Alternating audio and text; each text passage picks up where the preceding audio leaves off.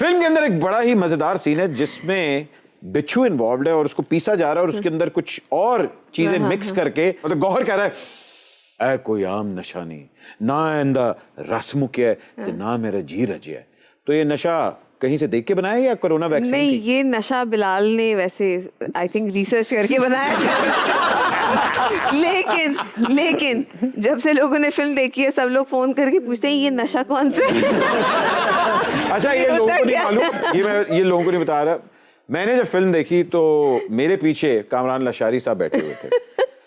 अब उनको नहीं पता था मैं आगे बैठा हूँ और ये असल में आपको वाकया बता रहा हूँ क्योंकि उनके अंदर एक अदाकार है, आपको मालूम है, बड़े रोमांटिक इंसान है और बड़ा एक पैशनेट इंसान है। तो अक्सर कुछ सीन आने वाला होता था ना, पीछे से आवाज आती थी हुण वेखी।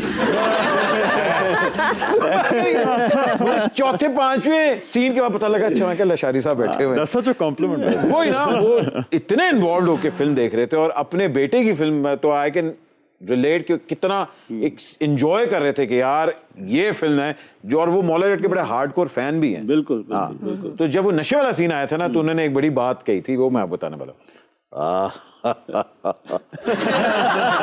नहीं, लेकिन मैं एक्चुअली तब मुझे उस दिन पता चला ये अंदाजा लगा कि सिनेमा का कितना इम्पैक्ट होता है ऑडियंस पे और आपको मतलब रिस्पॉन्सिबली एक होता है ना कि चीजें।